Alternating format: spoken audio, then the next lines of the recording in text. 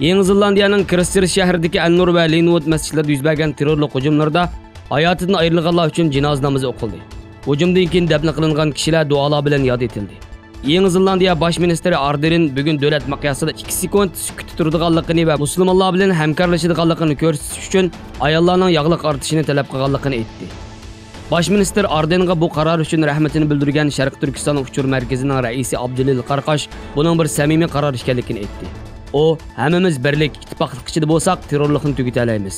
Yangi Zelandiyadagiga va dunyoning boshqa joylaridagi o'xshash Sharq Turkistonda yig'ib olish lagerlariga qamalgan minglagan sarxillarimiz o'ldirilmoqda. Mayli davlat terrorizmi bo'lsin yoki ma'lum guruhlar elib borgan harakatlar bo'lsin, G'arb bilan Sharq samimiy harakat qilish orqali ularning mavjud qismini yo'qotalaydi. İşğalçı Xitoy burunqi o'xshashli yolg'ondan bezab, oldin tayyor qilgan natsist lagerlarini ziyorat qildirish uchun Yevropalik diplomatlarni taklif qilgan. Xitoy Tashqi ishlar ministrligi Xitoyda turishliq Yevropalik diplomatlarni Uyg'urlarning vaziyatini kuzatish uchun Sharq Turkistonga taklif qilmoqchi. Reuters agentligining xabar qilishicha, Beijingdagi ba'zi diplomatlar g'ayri-rasmiy taklif topshirib olgan bo'lib, Yevropalik diplomatlarning qayerni ziyorat qiladiganligi va kimlar bilan ko'rishadiganligi texnik aniq emas ekan.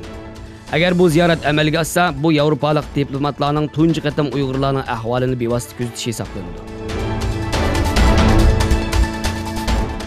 Filippinning sobiq tashqi ishlar ministri Rosario va sobiq ommaviy baholovchi Morales Janubiy Xitoy dengizidagi orollarda elib berilayotgan qurilishlar sababli Xitoy davlat raisi Xi Jinpingning xalqaro jinoiy ishlar sudiga arz qildi. Egilishicha, Rosario va Morales 15 mart jinoiy ishlar sud mahkamasining taftishi bisodaga maktub yozib, Xi Jinpingning yuqorida tilga ilingan qurilish faoliyatlari bilan muhitni bulg'aganlik uchun insoniyatga qarshi jinoyat bilan ayblanib sotlanish kerakligini aytgan. Yevropa İttifaqıga a'zo davlatlarning rahbarlari Angliyaning Yevropa İttifaqıdan chekinib chiqish masalasini muzokara qilish uchun Brusselda jam qilgan Yevropa İttifaqı boshliqlar yig'ini boshlandi. Yig'indan burun axborot e'lon qilgan Angliya bosh ministri Theresa May, Angliya Yevropa İttifaqıdan ayrilgandan keyin o'rtaq manfaatlar uchun birlikda harakat qilishni davomlashtiradiganligini aytdi.